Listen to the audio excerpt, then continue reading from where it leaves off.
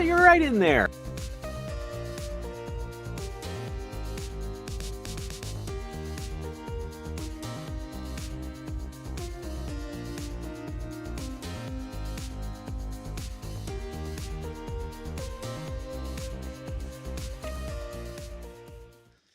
Okay, and so welcome, Heller Barnes. Ask us anything. We have, today we have a guest, so unlike some of the shows, and so it's always exciting. And we have a gentleman who has the guts on his site to say that he's actually a humorist. And now you can guess which one of these two gentlemen have that on their site.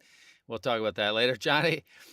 It's always fun to find out because you're so much older than me, decades. Then it's nice to find out you seem to know everybody in the business. How did you meet Stacy? And I think initially both you and I thought he was female, right? Yeah, I still think. Stacy and I met some years ago on a dock at a lake in the Poconos, on a pier. Stacy was doing Irish clog dancing in Speedos, and I was trying to read a book, and then pirates from the homeowners association came in kayaks and Shanghai us and pressed us in the service for a number of years. And it was a pretty good time mostly.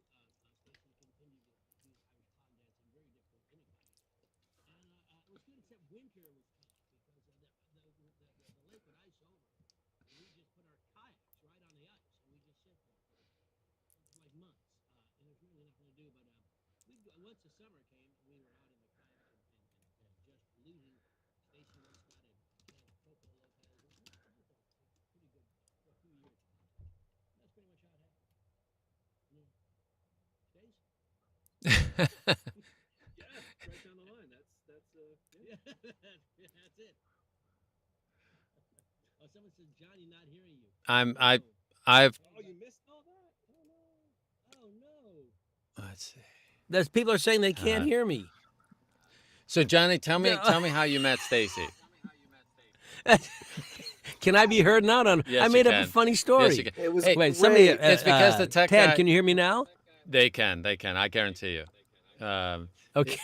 Well, here's what happened, just so you can know. I switched the way some settings were in the background, and when I play the music in the initial intro for the first 20 seconds, I had turned off an extra thing, and then I didn't turn you back on. And it's just because I wanted to talk by myself, and you guys are so noisy, and now we can. It's totally my fault. And it's on my screen. It's just that the story was so engaging. It was so good. It was so good. It was fantastic. Listen, I'll tell you guys, I loved it. And The what was gist of it is here's the gist of it. Prison. We met in prison. So Johnny, So let me ask you a question. Will my funny story, my bullshit introduction of Stacy, will that show up on the YouTube feed? No, because I she's had that gone. turned off. That was the thing. I heard it. It was brilliant. It's just for us, man. Here's the Oh, thing. no. So one of the I'm gonna tell it again. I'm Okay, gonna do but it let again. me It was let me read set it this to up Stacy. correctly. I've been waiting to get one of those. I'm really happy I finally One got of the so. two, We're gonna one of redo the it. We'll guy, start- one of the starting two now. people In 3, on their 2. site has that they are a humorist, and you, as an audience, get to guess which one of the two have that on their site. So, Johnny, how did you meet Stacy? Where did it happen? Can you tell us again? I made it all up a minute ago. Let's see if I can do it again. All right, let's see. I met Stacy because I was on a lake in the Poconos on the pier, and Stacy was there wearing Speedos and working Irish clog dancing, and I was trying to read a book, and a home association, the homeowners association came up. They had a pirate group, and they came up and shanghaied us into piracy in the community there.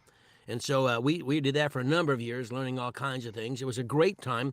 Stacy had a difficult time Irish clog dancing in Speedos in a kayak, but he made do.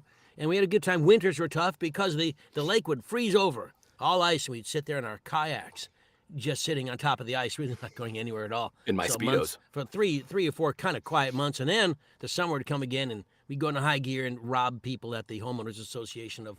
Stacy once got a can of Coco Lopez, so that was pretty good. And that's pretty much how we spent 3 or 4 years doing that. Yeah. Okay, I'm going to summarize that. You met him the normal way. Summarize that. You met him the normal way. Isn't that how Yeah, everybody like I does mean, it? pretty everybody. standard story, really. Yeah. Yeah. I've heard it before. Boy meets boy in clogs, Kayak and speedos. kayaks away. Yeah. Yeah. Okay. I met Stacy because he called me and said, "Listen, people have said I have a nice voice," and I said, "Well, they're lying." And then Then he hit me in the wanted to learn mouth. how to act, and I said, "I'll do the best I can, but this is really you've got to understand this is not going to work for you." And that's pretty much how things work. Okay, Stacy, you want to tell them how we met? Your turn. I don't know where to go. You can tell the truth if you want. Oh, fine. Though I get the boring answer. So I started to get interested in the idea of narrating actually March 2020. So like right when the world flipped over, pretty much. I was an a cappella singer for a long time, and I did a lot of the group's arrangements. So I actually had a lot of the gear already. I had the mic and the interface and stuff. So that part of it was sort of laid in. I'm like, what can I do now that I'm home all the time? It's like, I'm going to try this. This seems really cool. I started investigating it. And I stumbled across Johnny coaching and helping with demos. That is where I started. Johnny was my very first coach. And yeah, that's just been, I've been to a few of the narrator retreats and a few splendiferous things, a few of the weekend things, and just they're always spectacular, and I always learn something new at those. So I've been a big Johnny fan ever since, and just I will tell our audience that Stacy is a wonderful, talented actor, talented across many levels, but he's really funny. He's very pleasant. I mean, we become good no friends. kayak story. Not as close as Don and I, but that's going to take time, you know. No, and I get that. But yeah, and you have to understand. But I will say that I can't remember where it was. Was it New England when because I'm kind of energetic, so I get real racing around like a madman, and then I ran out of energy, which That was happens to me, Florida. but Stacy had, oh, it's Florida. Stacy had never seen it. It's a So wall, he thought man. something happened. You leave it all out in the field. I tell you that right now. He was concerned I had died. As Joanna was there, I was mainly like, I'm gonna go. Yeah. Well, I have found that In the middle of the conversation, I think I just fell asleep. Yeah, musicians tend to do very well in this business.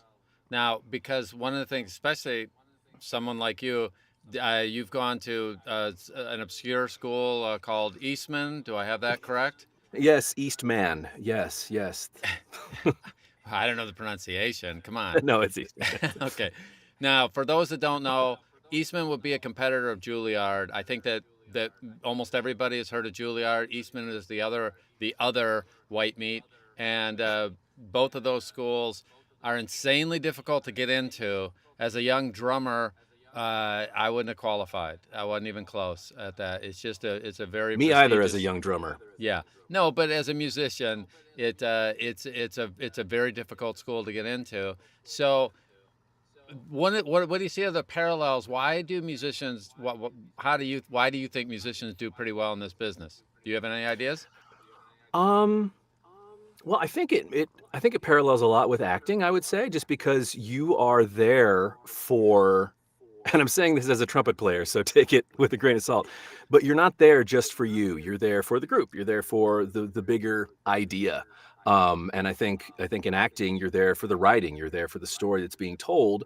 So you can you need to set yourself aside for that and give it to do what needs to be done for the story or for the song or for the group, the performance, whatever's happening right then. And I think musicians at a certain level are able to do that. Again, I say this as a trumpet player. Yeah. Well, There's two doesn't- things. A musician will have two modes. 98% of their time, they're playing as part of a group, and you're supposed to disappear in that group and have your piece of the puzzle fit perfectly to where nobody directly notices you. There's a front person, a soloist, who is the star. For us as narrators, the star is the story. And I know Johnny said this 100 times. He said, after he says, hey, book A, B, and C, the narrated by Johnny Heller, he's trying to disappear and be part of the puzzle, but not something anybody notices. Wow, that's Johnny Heller. The story, you start believing he's Winnie the Pooh. He's He's one of the Belushi brothers if he's doing that story, whatever story is. And I think musicians have that. They also practice a little bit. Did you practice See, much? it's Don. That's where it is. I truly think musicians are dedicated to the craft of constant rehearsal, Yeah. of constant work. It's while they Tweaking. have a gift. Yeah. There's a gift of they can they're musicians, and that's a gift, but they work on that skill and that talent. Yep. And I think a lot of the musicians I've worked with have made the jump or become narrators as well. Like Jennifer Gillirai is a wonderful musician, and she's having a fantastic career in the audiobook industry. And I'm very happy for her and proud for. And Stacy the same. I mean, and you, Don, you're it's the commitment to the music, to the story, as Stacy says, to the craft.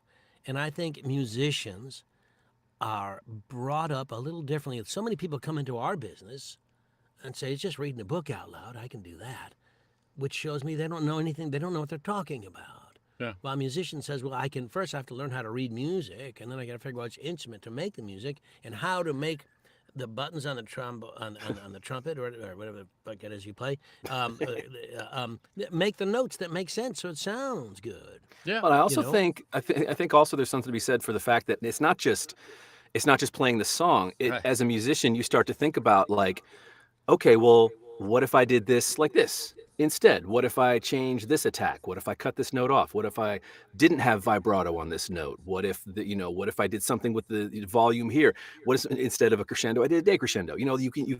You have these, you understand what your toolbox is and how to apply it in different, tiny little ways and combine them in different ways. Right. And to an effect that you might not have even thought of before. Right. And I see a lot of parallels with acting and narrating, especially with that. And So. musicians and actors all talk about a concept called feel. And it's kind of nebulous when you start off, that something feels good. And by the way, if anyone's heard a piece of music, there are some pieces of music that instantly, to you, feel fun or really dark. The music in Jaws, dun, dun, dun, dun, dun, dun, dun, dun, is scary.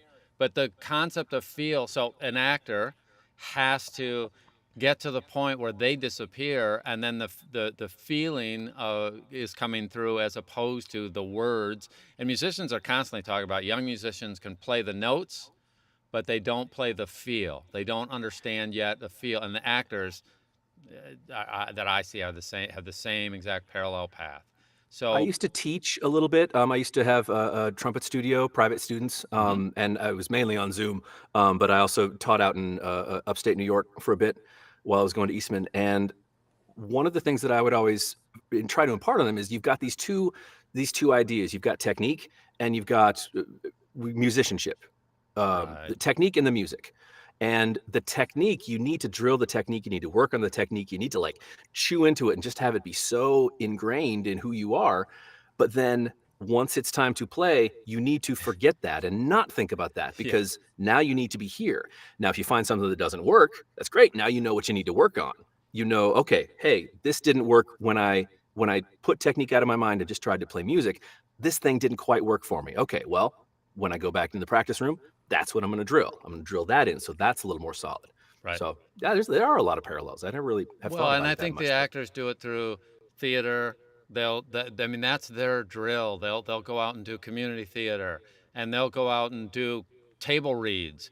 If you ever, there's some people here in LA that I know that get together once a week and take multiple hours, and of course you got to drive there, and they sit around in a group of people, anywhere from 5 people to 20 people, and they get a script and they read it cold, and then they may read it a second time now that they've heard it, and they try to be great actors, but then they're workshopping it, they're working their craft. Musicians are just constantly, hey, how many hours would you practice on average a week on your instrument when you were full-time doing that, going to school? I think there's a point at which you're trying to fill nearly every gap in your schedule. When you're on campus, you're like, okay, I've got an hour here. That's great. I got 20 minutes here. I need to do something. I can get out and I can do some multiple tonguing. I can do some, some squirrely fingering exercises right there. Like that's, really Okay, dig into don't say that. that too loud. Anyway, As soon as it left my mouth, I'm like, why did I just say I squirrely fingering exercises in I front of enjoyed it. Johnny Heller? but here's the thing of And so do the musicians. squirrels. Oh, okay, so my instructor called that micro practices, and I do Yeah. believe that every actor has the chance to do that as well, where they have. So I get this all the time in the tech world. That people go, I need to take 2 weeks. I can't learn something new because I have to take 2 weeks off before I can do this. And it's like, no, you can get the vast majority of it in about 3 or 4 hours, and then you do micro practices, which means you get 5 minutes. And in that 5 minutes, you can take advantage of 5 minutes or 15 minutes and do little things and get your craft better and better. And there's a ton of people that would do really well working on a Oh. character voice for just 5 minutes, 6 times a day, instead of thinking, oh, I have to get 2 hours at once. That was one of the best pieces of advice I got in my undergrad, actually, was that if you're looking at your schedule, and you see that you don't have big chunks of time, don't write those off as like, oh, I can't practice during then. Right. Because not only can you, and every little bit you do gets you further towards where you want to be, but when you only have 15 minutes to practice, Right. you get so focused on what you need to do. You're not Yes. like, okay, I've got 2 hours. Oh, what do I want to do? I'll play a little bit of this. I'll go look up in a book, try to play some of this stuff. You've got all that time, you really can lose focus. When you have a really small amount of time, you can get so much done Yep. in that And- small amount of time and much more focused than in a And, big and amount. because we're all adults now and our schedules are entirely different because there's more. When you're a student, your job is to be a student, really. So you have different time. As an adult, there's all kinds of other demands on your time. But I've always been I've always told my students and everybody who asks, you've got to do something for your career every day, and it Right. could be and there's always, you can't tell me there isn't, an email to somebody. Let's say you want to be a guest on this show because you think somebody will help your career, or you want an email to Don or me takes about 5 minutes. You can find that, and that is something. Yeah. Oh, speaking, I should bring this up. I want to bring up a couple things earlier in the show instead of the end when we're racing through real quick. Little promo. 2 things. One, if you would like to be a guest on our show or know someone you'd like to have as a guest, please send us a note. Also, if you're enjoying this, please put comments in. That helps both on the social media and on YouTube. Comment, subscribe. It helps expand the reach of this show we're doing. We're happy to bring it to you. We're glad we're bringing it to you. Don says there's money to be made. I don't know quite how that works, and I'm not too concerned about that. But we do want you to make comments, if you will, because it is helpful for the overall life of this podcast. Yep. Anything to add on that, Don? No, it's just it's always helpful. People are making comments. People are passing it. People send us notes. We got a great testimonial here this last week. But more importantly, we're doing it, and we're going to keep doing it. And the more it gets, it keeps getting bigger and bigger and bigger. And we really appreciate your support in making that happen.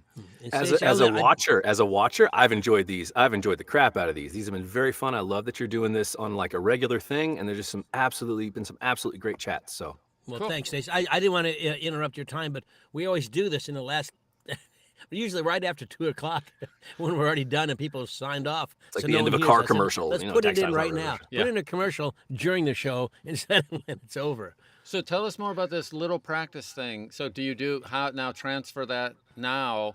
If you're working on, what sort of things might you work on as a narrator where you only have a 10-minute time frame or a 15-minute time frame? I'll give an excellent example. There was a while back, Don, you wrote a thing about breathing, booth breathing, and that thing. Like, and you had mentioned like you need to be working on that. Like you can't just intellectualize how to breathe, how we should be breathing in the booth, and then hope it happens magically when you're in the booth. You have to be working on it out, when you're out and about and talking with people.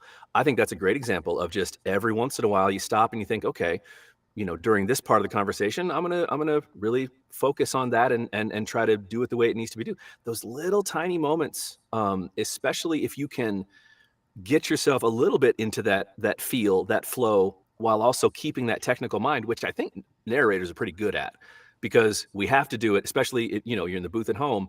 You have to be able to be in that flow while also keeping a little bit of your brain on the tech side, on the directing side. So I mean, we can multitask. So I think that is a big advantage when we're learning something like that. I think accent work is a really good thing for that. Just having a conversation with someone. If you have a very forgiving family, you can just have an accent with them for a day. They're Yes. not going to think you're too strange. I do that all Luckily, the mine time. already do think. Yeah, it's a blast, isn't it? Yeah. We're watching a lot yeah. of Bluey, so my Australian's coming up pretty nicely. Yeah, I think there are opportunities for that. Wherever you find them, I think if you start looking for them, you'd be surprised how many you'll find, how many opportunities you'll find to improve something Yeah. when you would just normally be doing something else. And maybe you saw my video on it, but I do have a video on booth breathing. So how you should breathe in the booth. And by the way, I don't believe in that. Meaning, I'm pretty good. I don't mean to brag. I've been breathing about 24 hours a day for quite a few decades, and I'm Personal best. Yes, I'm one of the better breathers, I've been told. Anyway, what's important is that you must work on your breathing or your breaths or your breath control when you are not in the booth and you're having a discussion with your dog or your spouse or your kids or anybody else. Anytime you are having a conversation with somebody else, you can leverage that conversation and work on how loud the breath is in between each statement. And you don't want them to know you're doing it. So that's a multitask thing. If I'm talking to Johnny on a Zoom session, we're having a discussion about he's teaching me something acting wise, then I may be working on during the normal discussion how loud my breaths are, but I don't want him to know that I'm doing that. Okay, go ahead, Johnny. I see. Our typical conversations are Don said, "Have you tried turning it on and turning it off?" Have you tried turning it on? Yeah, and so all that stuff, people have to work on it in little doses when they're not in the booth, so that when they go in the booth, it's something that they don't think about, because we have 20 something hours a day outside the booth. And if our breathing is asthmatic, and I do have a child that had that for a period of time, so it's different if somebody has a medical condition, but even then they can work on it and do these micro practices outside and get some benefits. So when they walk in the booth, it's something they don't have to work on, because it's just a part of the way they talk, the way they act. It's just part of their normal life. I found it's more getting out of the mindset that you should be breathing differently in the booth. It's getting Correct. back to, when you need to be how we're talking now. People aren't saying like, wow, Johnny's breaths are really weird right there. Don's were that one time, but Johnny's are. So I find that you have to train on that. Now, an interesting thing, kind of side note, and tie the trumpet back into this. As a trumpet player, I actually do have to take a really big breath right before I play. So that's something that I'm constantly trying to fight against in the booth, because I can't train myself out of it. I still need to play trumpet. So I literally have two different ways to breathe that I need to maintain. So, but here's the thing: feel bad for me. You have decades of practicing an instrument and having to have two techniques, and therefore you are comfortable having those two. Sometimes you have to play a certain way to get the right feel, and then you have to actually play totally opposite, like hyper aggressive in one situation and hyper delicate in another. It's very difficult on an instrument to play both ends of that spectrum well, and it's something that people work on for years to have both in their arsenal. And the same with the breathing. You can do that. For most people, thanks, Don, they will end up having, musicians, but how many times did you practice? But let's get the perspective. In an average week, what would you practice your instrument? Do you remember? I said, I don't know. I mean, I had, how much I think it was playing? At least, I needed to get a minimum of 2 hours a day. And then if I could, I would, like I said, cram in as much as I could. And this is while in grad school. My wife was pregnant at the time and working full time. And then my son was born during the middle of grad school. So then it was literally as much as I could, because I knew I didn't have as many free hours. So you as get your the baby to go to student. sleep and then bang that trumpet. Yes. I don't know why he keeps waking up. Oh, he seems so tired all the time. Well, I'm off. What sort of things are you working on now? In general? Yeah. Like, no, not in the rest of life. In terms of your acting, in terms of your narration? What do you see coming up? What things?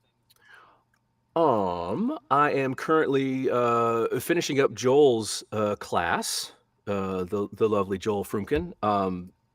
Also, I think Johnny and Joel are like you describe acting things to people who aren't necessarily coming from a solid acting background in a way that is practical and makes sense, and I just appreciate the heck out of that for both of you. So I'm enjoying that. Should have my demos updated soon. As I'm realizing, as a narrator, we're in a constant state of updating our demos. And yeah, got a couple thrillers, sci-fi fantasy thing, a couple horror novels. That's kind of fun. Is that with Joe Hempel? Oh. No, that's with You're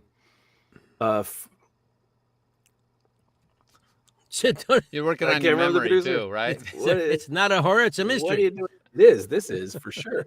No, it's a smaller production house that I've worked with before, and they've given me a couple books, just kind of a couple authors that I've really enjoyed working with before. So Hey, let's talk about something that comes up when you work for smaller houses sometimes and different things. I'm not going to use any names, but sometimes I get scripts for books. Here it is. Here's the okay. I agree to do the gig. Here's the script, and it's just littered with grammatical errors. Subject-verb agreement is off. Characters suddenly appear in a scene. word repetition, Yeah, like just very things that not are wrong. really tough dialogue. Yeah. Yeah. So let's talk about how you and how what I think and what you think how best to deal with such things when that comes up, because I know it happens to all of us, and it's not a slight against any publisher at all, because just so you guys all know, publishers don't read the whole book all the time. They get an idea and they say, Stacy can do this. Let's just send it to Stacy. Stacy's okay, and they don't want to hear about it, and then they find out that the main character's name changed genders and names, 3 sentences in, weird had things like that. that. So how do you handle that, Stacy? Well, I am so glad you brought that up, because this is a question I've had since the very beginning. And I've listened to some great books right now, and they're by great narrators, but a part of me is like, okay, but it's a great book. Like, it's so much easier to read a well-written book. So yeah, that's something that's on my mind quite a bit. With smaller publishers, yeah, they're not always have anything to do with the manuscript. Whether they bring the book to a publisher to have them actually produce the hard copy book, and they also have the audio rights. Like you said, sometimes they don't. So it's frustrating. And I think, like I said, a good book is much easier in a lot of ways than a bad book. So I think a bad book is an opportunity in a lot of ways to see what you can do with it. There might not be the subtext that we're always looking for. That's the hard part. Yeah. Because you don't want to make up so much that you go way further away from what the author intends, but you also have a really hard time trying to suss out what the author intends. I think there's some differences between a bad book, meaning a poorly written book or not a well thought out book, versus a book that may be fine. Oh, you're talking like technical. But the editing is or no lack good, thereof. which happens more often. I think that in my experience, and I don't know how many smaller publishers you're working with these days, Johnny. I know you're hanging around in the upper echelons and what have you. But it's been my experience that most of the times, like you said, they don't necessarily read the book before finding a narrator for it, but they've generally been pretty open to a very politely and professionally worded email, something to the lines of like, I'm looking at this. It looks like this might not be, like in extreme cases, it looks like this might not be the final draft. When do you think you'll have a record ready script for me? Kind of that, but in that direction, you know what I mean? And I think a lot of them is like, okay, if you can provide examples of it, like you said, they might not have seen it. If you can provide a paragraph that says, this is what I'm talking about, what do you want me to do? Can I fix it as I read? Do you want to send it back for any kind of editing? I will maybe provide, it can go too far. We're not editors. We're not proofreaders, copywriters. I actually do enjoy doing that because I'm a raging nerd, but not in the context of a book that I've been hired to do, because that's not what I've been hired to do. I love your answer, because first you said a letter to the publisher that's polite and professional, and that's super important, because they're probably not aware that the that the PDF they sent you isn't up to snuff recording wise. Always assume that first. Yeah, Don't yeah. don't So, ever and I, go and I into just it. think the idea. Yeah. Listen. So just and also the idea. Let's put let me show you a couple of the mistakes I'm talking about to give them an idea. Like, I've had books that are literally littered throughout. See how many L's I can put in there. That's good. It was alliterative. And I can provide one or two examples, or I can just send the script back, say, just take a look. But I'm not doing that. By and large, my answer generally, if it isn't impossible to do, I think we, as fairly intelligent people, here's John Stark, who's a PhD linguist, you see things and it just looks wrong and feels wrong. I know that when I get, you make mistakes a lot of times as an actor, and you say, why can't I say that? And you look, because the word's in the wrong order, or the tense has been changed, and you read it, and you read it because you did, and said, wait, there's something's wrong here, and so you can't say the next line. So I send a note and I say, look, I am going to fix this as I go along, as best I can, with the idea of making it more engaging listen. Because if I just say the words as written, it's going to be tough on the listener to follow. It's going to catch their ear. It's going to really take them out. Hopefully, and that'll be okay. And I don't necessarily ask for a writing credit, but if it's a hell of a lot of work, I might say, listen, you want to send this back to the author? You want me to fix it? And maybe we should talk about a little more money because I'm doing that. Or generally, because here's the deal. When it's all said and done, my name's on the book. Yep. And whatever feels uncomfortable to the listener, they may not know it's a linguistic error, it's a sentence construction errors. They're going to say Johnny was not good, which isn't really the case necessarily.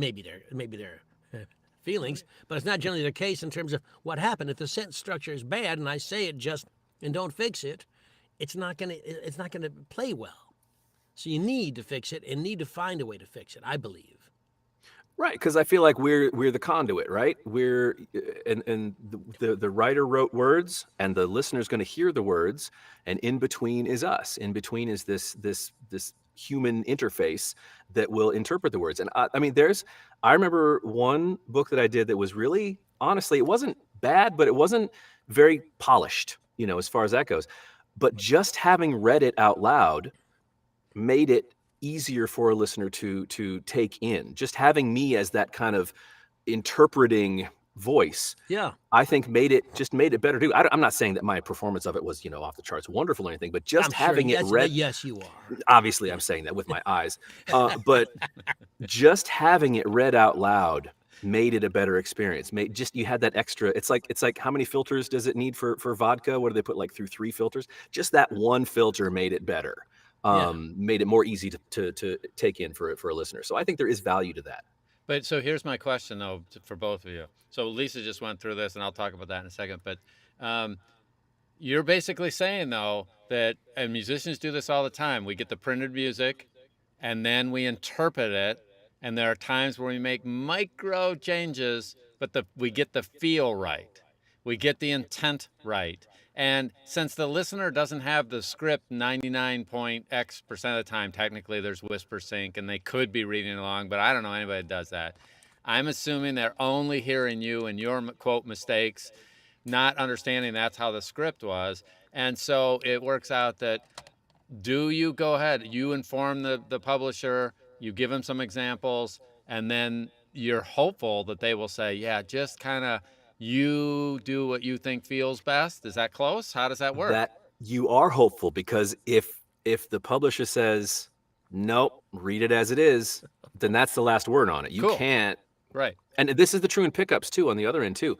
You'll get corrections on something that maybe you did that. Maybe there was something that was very obviously grammatically incorrect, or like a repeated word, the 2 thes in a row. That's pretty obvious. So you take one out and you get it in a pickup, and you get in a pickup packet. They don't go through and edit those. They just generate it and send it off without double checking it. You're going to get that. So you say in that pickup, okay, number 14 is a typo, and you move on. Yes. And but even then, I can't imagine wanting them to say 2 thes in a row. But there is still, if it does come down to a choice, you're still not the final say in it, in something like that, in something that is arguably could be correct one way. The 2 thes, this is a bad example, but when you talk about the the retakes and things too. A lot of times, if it's positron or something, or people just looking for the words from the page translated exactly into your mouth, word for word for word for word, and they don't always take. Like if you have someone thinking about something, yeah, I'm not sure that's right. That little that kind of stuff that people may do, that won't play well to the proofer sometimes. That character choice, like if you're doing Jimmy Stewart and you or something like that, if some of the choices you make to play characters that work from an acting standpoint don't work for the exact proofing standpoint. So when I get the retakes, I say, no, I'm sorry, that's an acting choice. I'm not changing that. Right, That's but what you I'm can saying. get That's away what you with were hired that. I for. don't take this wrong. You are an established entity, and so I'm assuming that they usually go, whoa, if Mr. Heller says it, that it's fine. Am I wrong about that?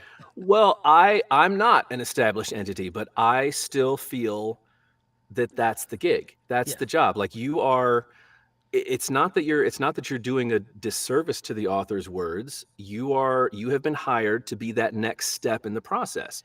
You are hired to act it out. And if in that moment, and it's a moment you can defend, like if you can, it's a defensible acting choice, Yep.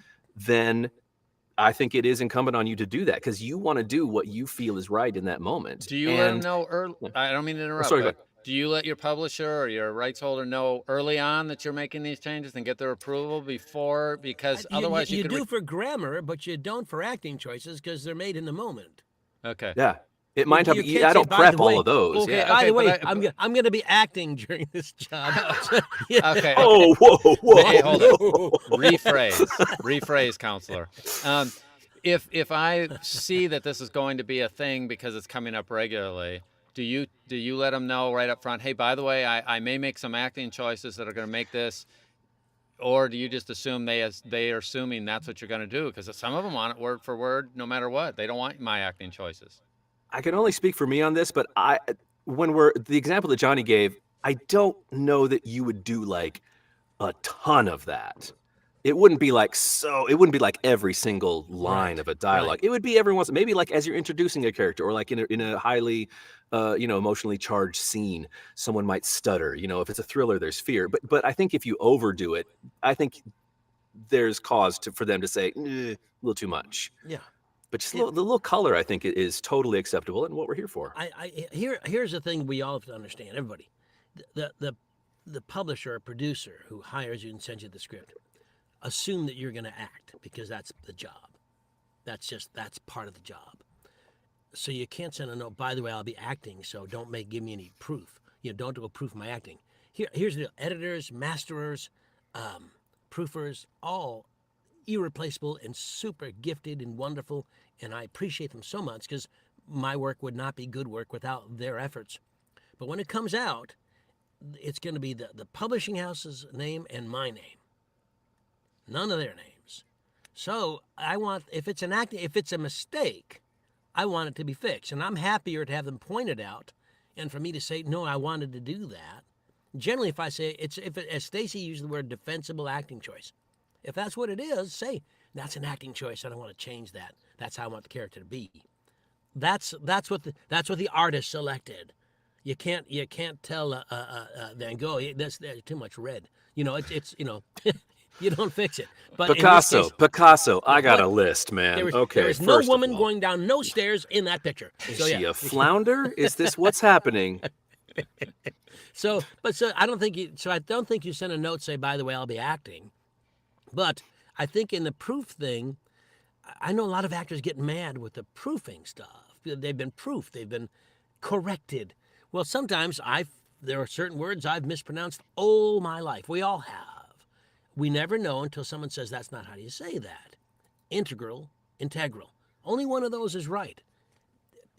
And however you say it is how you say it, because people understood what you meant, and they're too nice or well-mannered to tell you that you've made an error. But the proofer doesn't care. You fix that. Proofer is like shingles. They just don't care. They'll fix you. They'll do what they have to do. But if it's an acting choice, then you said, that's my choice. I'm going to do that. You don't have to fix an acting choice if you want. Right. What happens is, if it's an issue, maybe the proofer will say to the publisher, Johnny won't change that. Stacy won't change that. And the publisher says, I think you need to change it. And you say, Kicked it up here's the why I line. don't want to. But you don't want anything to get back. Usually people say, okay. You know, they've done their job. They said, fix this. And you said, no. Right. So, I'm going to be selfish here. So Lisa just went through a thing with an author. She had this cool thing she's doing. It's like getting paid $300 an hour finished, plus royalty share. It was nice. an interesting setup because this author really wanted her. And Lisa has a real good English background and the product of 2 teachers. So she really is good at this stuff. She went back and did all this stuff, and I'm going, you're not getting paid to do all this editing crap. Don't bring it like she's fixing all this stuff and making it really nice. And I kind of was really unhappy with her. In this case, she did the right thing. I was wrong. And what happened was when she sent back she did it from an artist's point of view, made it better, then sent all the corrections back to the author. Now, she may or may not do that in the future. But I just want you to know, here's the thing that happened. At the end, the author said, ooh, I didn't realize our proofers had missed all that.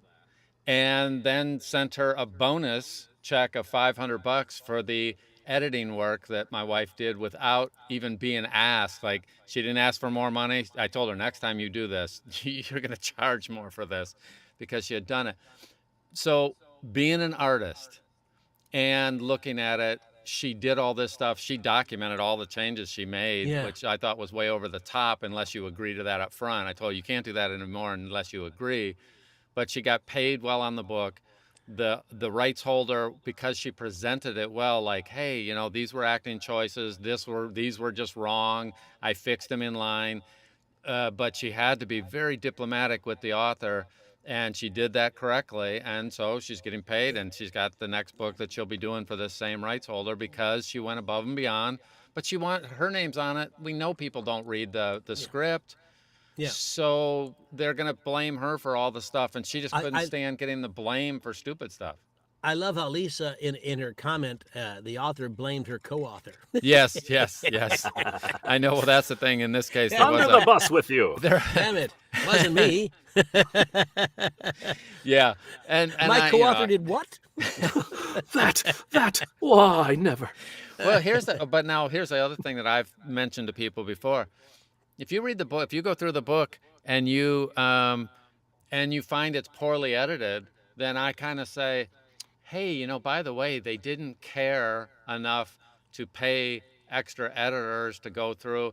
Then they shouldn't care that you as an artist fix it to be great acting, because they didn't care about the book. That we're making it better. Now, I'm assuming that you guys, being great actors, are making great choices as well. If I'm making crappy choices, that's a different thing. But people that are experienced like you, sometimes I kind of look at the rights holders as, wow, you guys are idiots to want it, word for word, when that's not a very good word for word. Yeah. Work on a draft of that email, but yeah, that's pretty good. Yeah. I want to ask Stacy a question, but before I do, John Stark has a question. Would the primary time for the grammar rework be during, after the pre-read of the test? Yeah, basically, when you get the book and you prep it, which is reading it, and you find all these errors, if that's the case, then yeah, I think that's the time to do it. But far better to get it done prior to you narrating, because if you have a question in your narration, you set aside this time to prep, this time to work, to narrate. Well, if you are going to do this during the work time, the narration time, you're not moving along, because you're stopping your narration to get direction on how they want to handle the the literary errors, So do it in prep and find out what they want to do. More often than not, the case is they've sent you a working script as opposed to the final. That happens more often than you think, and that's an easy fix. Just send the new script. If, in fact, it is the final and it's still got problems, then they may not offer more money as Lisa got. Sometimes they do, sometimes they don't. But they're hopeful that you will just repair it on the fly as best you can. If you let them, here's the deal.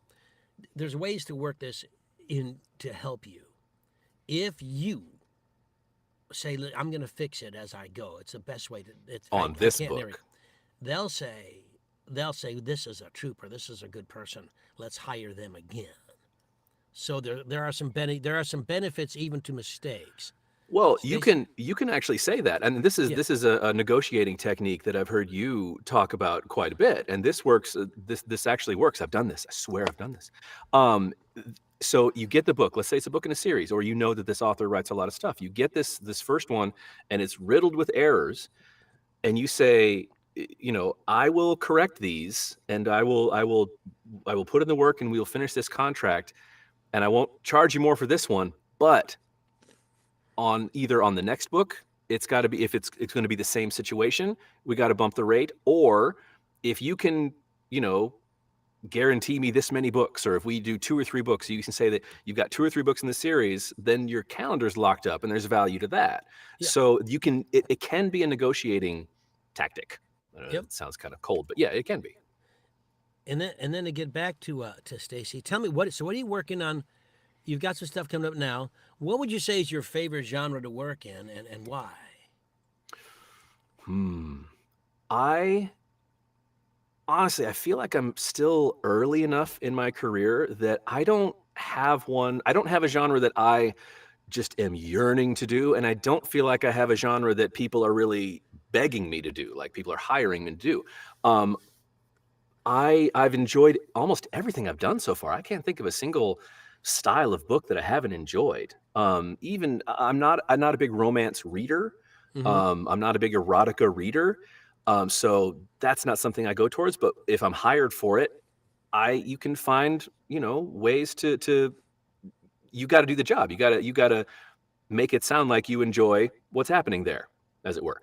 But you can find those moments. You can always find those moments and make the job enjoyable, whether or not it's necessarily a genre you enjoy doing. So I don't have a favorite. You don't have to.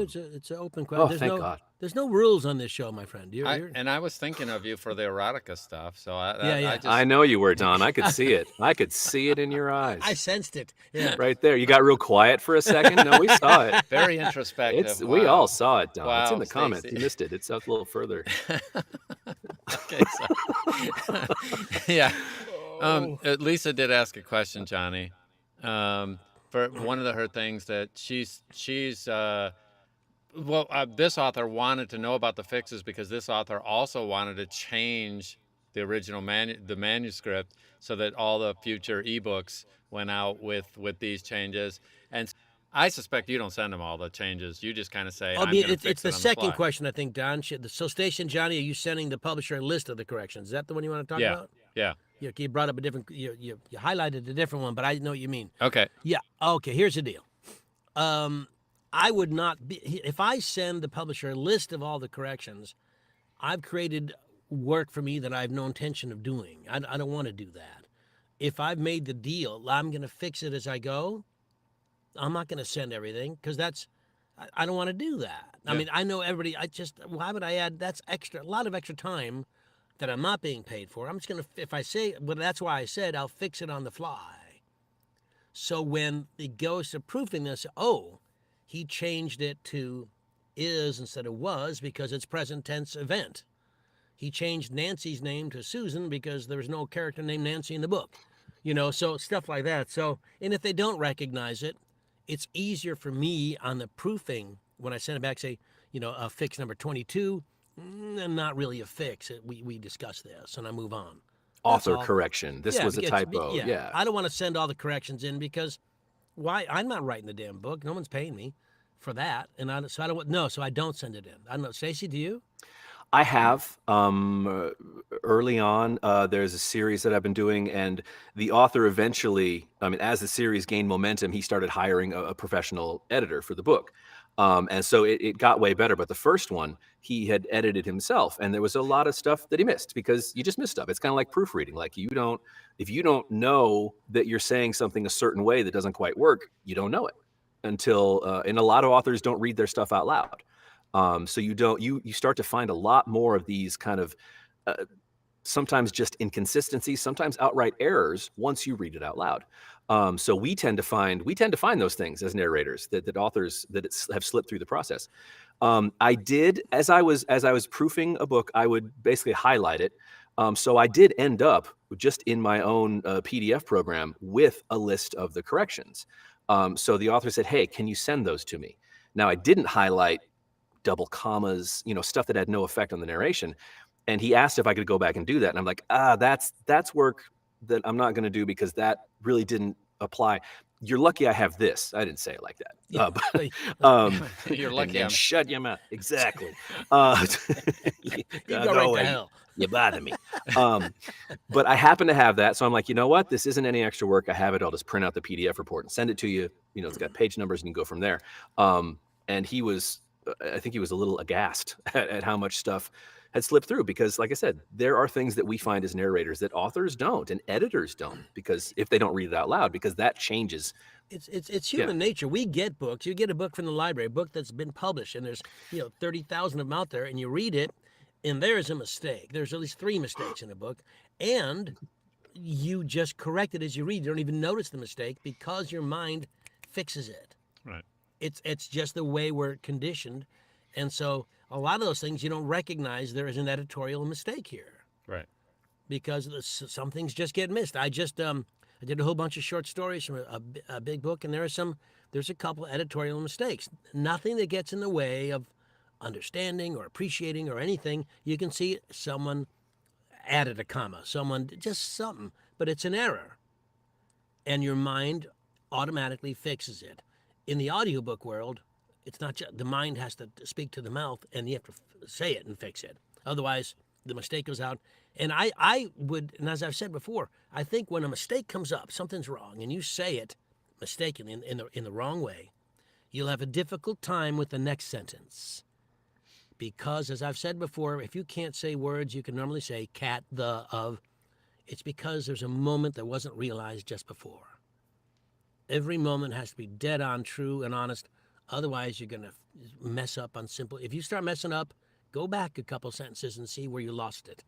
And then you'll be able to go forward. Yeah, it hooks your mind. It hooks your mind, yeah, and it like pulls you back to that whatever that moment was. Yeah.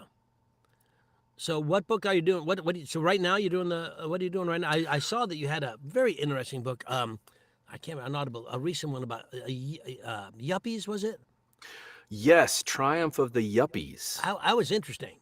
That was a really cool book. It was very eye-opening. It was about it just kind of like basically traced the baby boomer movement, like out of the 60s and 70s. Like it came out of like the kind of hippie movement, and then the sort of the self-aware, self-improvement, in touch with the self movement that kind of came after that. And then this hard pivot to this idea of, that the yuppies sort of embodied of, look at my lifestyle, look how successful I am.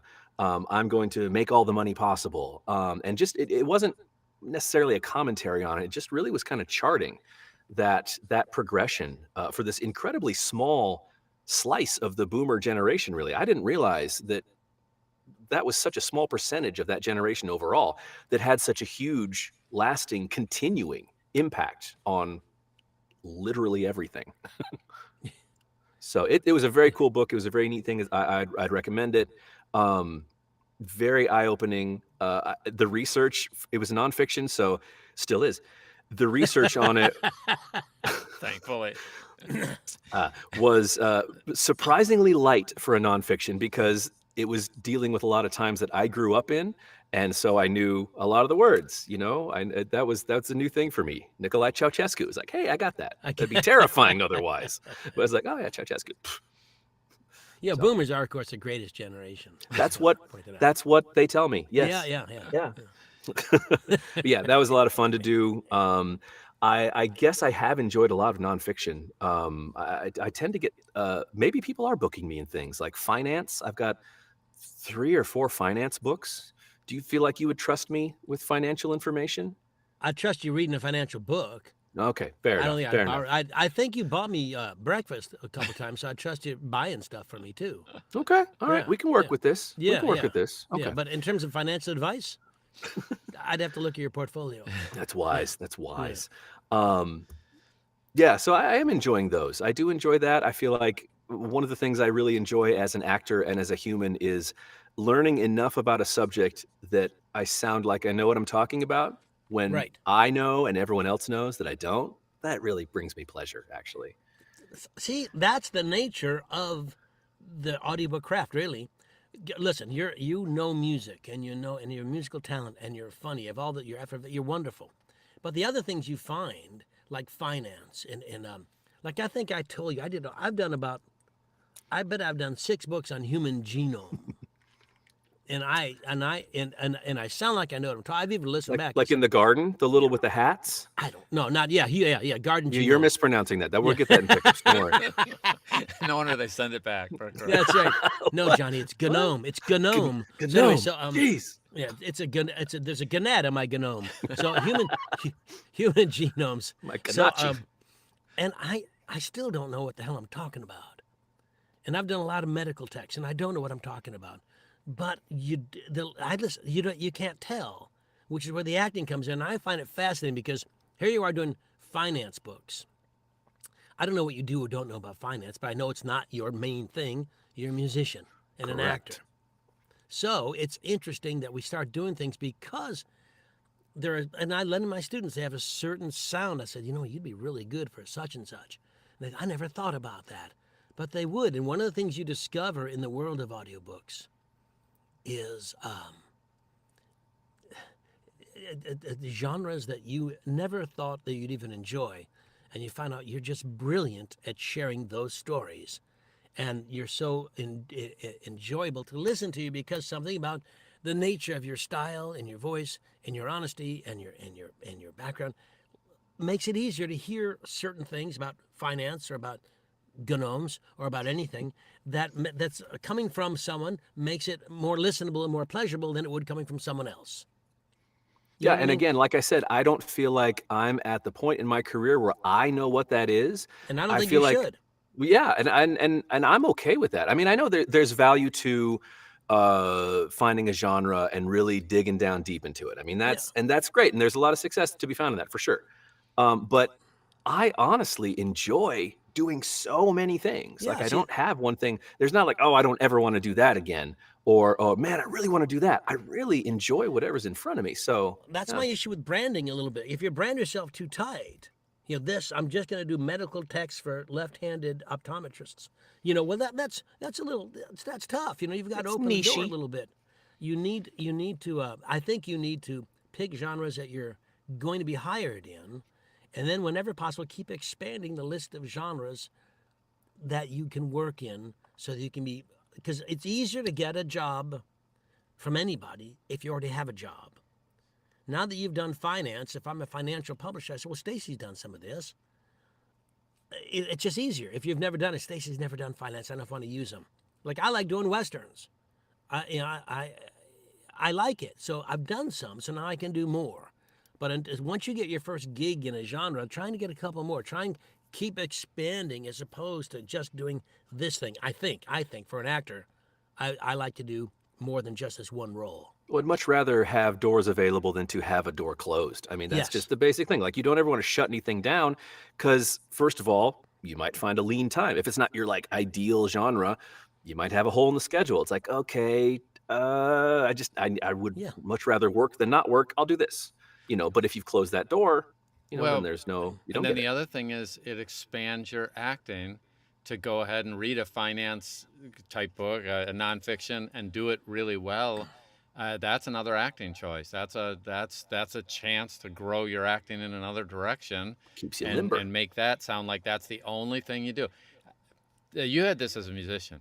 My instructor would say, if you go out and play, like I didn't like country music as a young guy. I like it now. I didn't appreciate, and there's other genres that I didn't appreciate.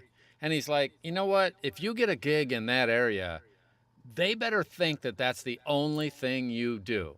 When you're on that gig, if it's country and you say you don't, first he says you're an idiot to say you don't like any style of music. He didn't like that. He wanted me to be good at all of it. But he's like, but when you show up at that gig, everybody there should think you're Mr. Country.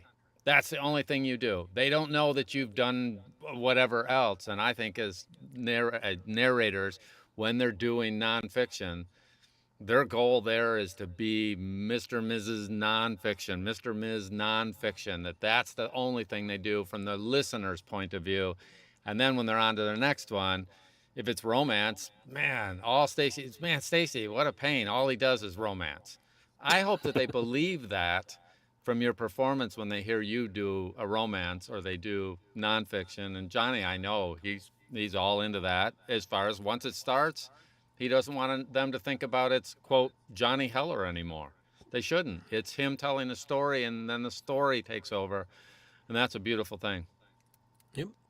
So, Stacy, anything you want to plug before we? I mean, sort of. Yes. I just did some master classes with some producers out at Blackstone out in Oregon, right? Yeah. Mhm. And during this master class, there were so many narrators on the West Coast, like Upper West Coast, like Oregon and Seattle. And like, I had no idea there was such a huge thing.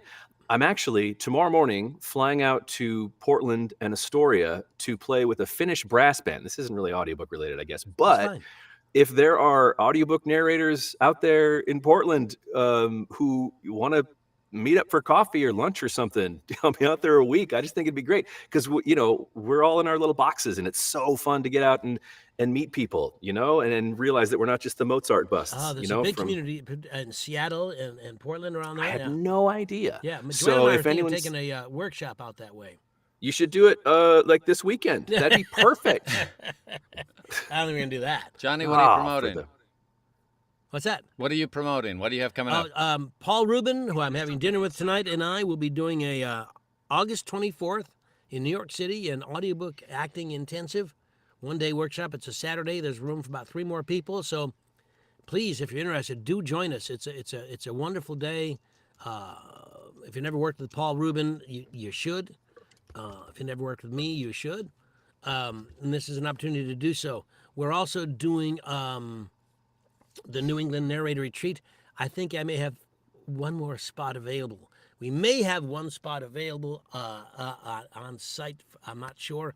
We may have potential cancellation. So DM me if you want to go there, because that baby is kind of full. I don't want to make it so big that it's uncomfortable. They have a wonderful community feel, and I don't want to mess with that. Yeah. Phil Theron will be angry if I mess it up.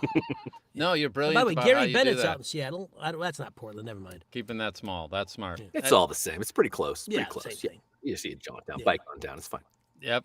And so later John? today, I'm doing another show at 5 o'clock Eastern. And today I'm going to be talking about something that I get this all the time, a little bit about file management. Nobody wants to learn anything about the computer, and I get that.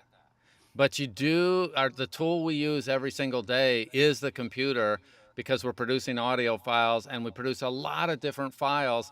And unfortunately, I run into people that call me after doing this for 2 years, and it's kind of like their kitchen that they never cleaned up. And, if you don't clean up your kitchen occasionally and you want to cook again, it becomes a problem at some point. You do need to clean the counters. You do need to have the dishes cleaned up. Damn. And so I'm going to talk about something that's just so pedestrian, and that's making sure that you have some organizational system to manage all these files we create, because I get it a year or 2 in when their drive's full and it's like the machine isn't working right. So I just decided, hey, we're just going to talk about some fundamentals today. So that's going to be 5 o'clock. Check on the channel here. Be sure to subscribe. Be sure to like this. Be sure to share it with other people. That's insanely helpful. Guests coming up on the show.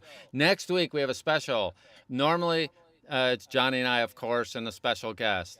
Next week, I'm having Lisa, and I'm going to try to get my son, who's just been doing some unbelievable things around the world in terms of sports broadcasting, and he's done 15,000 voiceovers. So he's not in the audiobook world. His mom is, and you'll get, when you see these two interact, but at least Lisa will be here for sure, and possibly my son if I can get him, but he's always so busy with what's going on all over his broadcast schedule. Anyway, so we're going to have a good time next week, and I'm having family time, and I think you'll be, first off, just so you know, my family's about 400 times better at all this stuff than I am. I'm the least skilled in terms of voicing, acting, all that kind of stuff. They'll use me because I'm a hack when they need a man on the street voice who is not, there's some specialties that I'm really good at that'll surprise you. But we'll have a great time on that as well. Okay. And after that, we have Mr. Corona. Then we have Kai DeToli from Podium. Peter Burkrot will be joining us for the next few weeks. I won't be here the next week, but it will be the Baarns Family Show, kind of like Perry Cuomo Christmas. Very nice. And it's so self-serving, except for they're so much better than me that I think you'll be impressed. And we got in this business because of our son. So we'll talk a little bit about that backstory as to Lisa and I would have never done this. Our son was Lisa, doing, wait, what? Yeah. Well, he wouldn't have been That's around not what you without us, told me. but we're in this business because of him. So All right. you guys, Well- I hope you have a fantastic week, and we look forward to talking to you. And as always, we'll see you on the wires. Have a great day. Thanks, Stacy.